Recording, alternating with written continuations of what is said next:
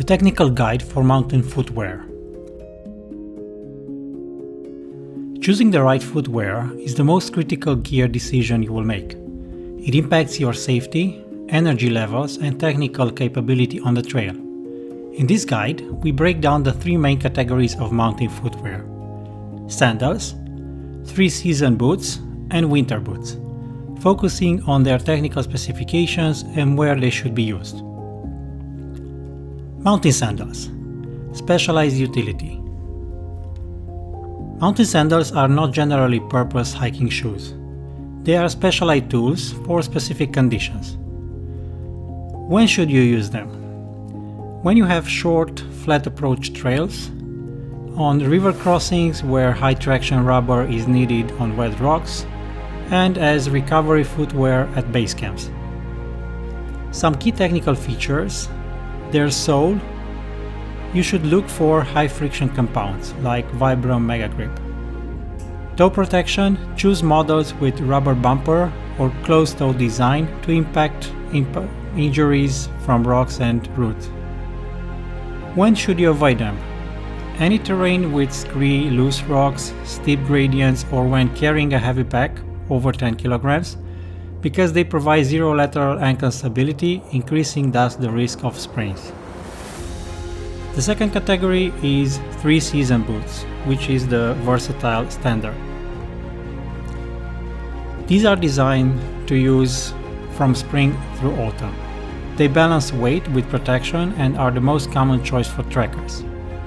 In terms of material, they can be synthetic, lighter and dries faster but less durable. They can be made of leather, which means they are heavier and requires more maintenance, but they offer superior natural water resistance and longevity. They can be mid-cut, low-cut or high-cut. Mid-cuts offer more agility, high-cuts provide better debris protection and support for heavy loads. When should you use these three-season boots? On multi-day treks, on rocky terrain and variable weather. As a buying tip, check for the lacing system. Look for locking hooks that secure the ankle and allow you to tension the foot and the ankle independently. Here you can also use another type of three-season boots, which we already mentioned, the one called low-cut shoes or boots.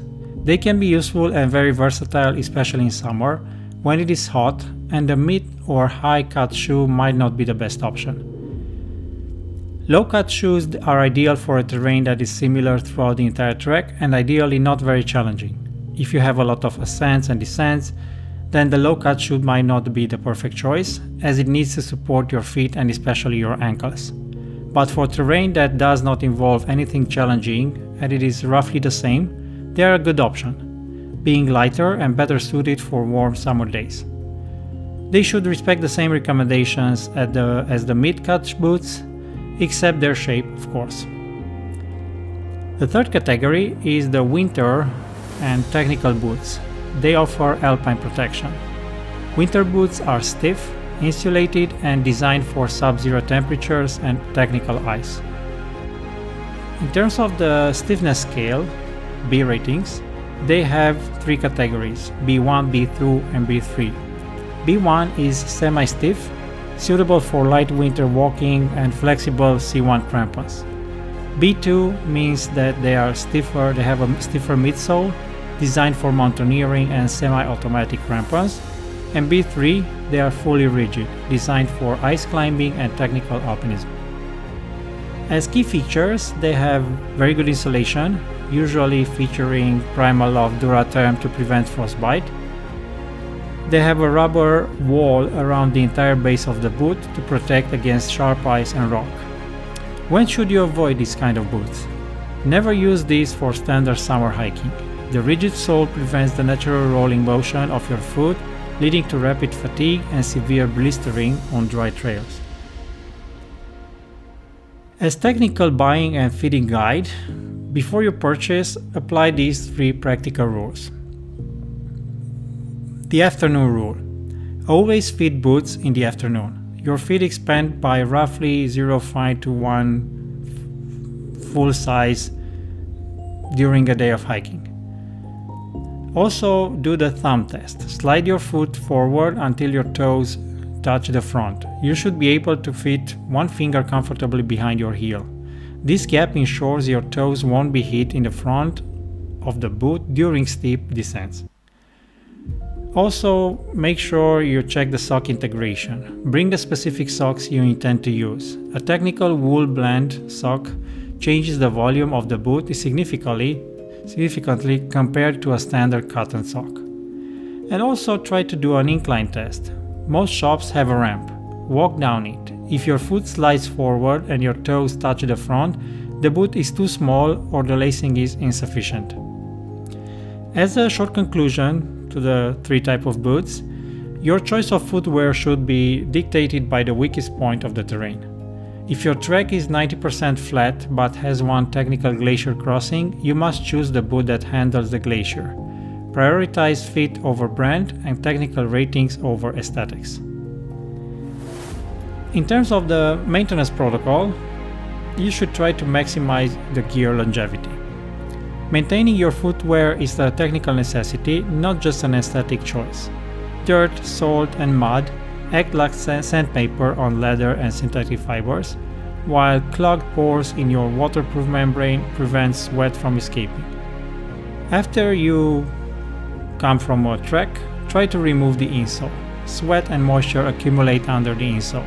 Always pull them out after a hike to let the boot dry from the inside out. Try to do an exterior scrub. Use a soft bristle brush and lukewarm water to remove mud. Mud is hydrophilic, it attracts water, and if let to dry on the boot, it will pull moisture out of the leather, causing it to crack. In terms of the sole, use a screwdriver or stiff brush to remove stones trapped in the Vibram lugs. Constant pressure from a trapped stone can eventually cause the rubber lug to tear away from the midsole. A second thing you should do is drying, the no heat rule. The danger would be to put your boots near a campfire, radiator, or direct sunlight.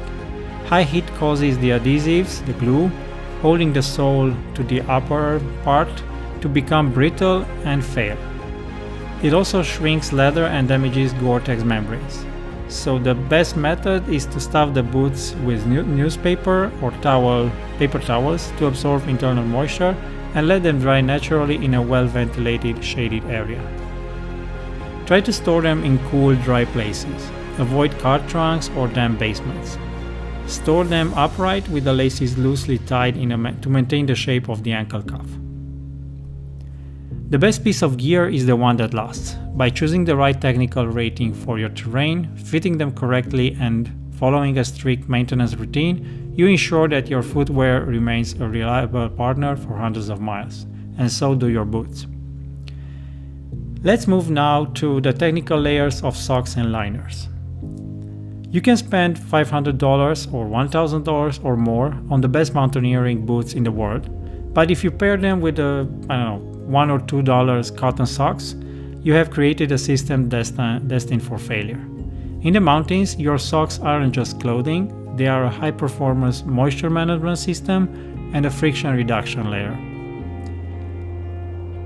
Why cotton is the enemy?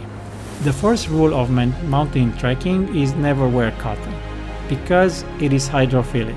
It absorbs up to 70 times its weight in water. Once it gets wet from sweat or rain, it stays wet, loses its shape and begins to rot. This leads to rapid heat loss in winter and instant blisters in summer. So your solution is merino. Merino wool is the gold standard. It is hygroscopic, meaning it pulls moisture away from the skin into its core. It remains warm even when wet and has natural antimicrobial properties that prevent odor on multi-day treks. Think of your boots and socks as a single unit. When testing new boots in the shop, always wear the liner and trekking sock combination you plan to use on the trail. If you get the sock right, you'll barely notice your boots. Get it wrong and you'll feel every step. Choosing mountain footwear is more than a purchase. It is a technical decision that determines the boundaries of where you can safely go. As you have seen, no single shoe can master every environment. Mountain sandals provide specialized utility for water and recovery. Three-season boots serve as the versatile workhorse for most trekkers, And winter boots are rigid, insulated tools built for the extremes of ice and snow. If this technical breakdown helped you prepare for the next trek, please hit the like button and subscribe to Travel Eddy Stories for more practical mountain guides. Now we want to hear from you. What is the one pair of boots that has never let you down on the trail? Let us know in the comments below. Safe trails, and we'll see you in the next episode.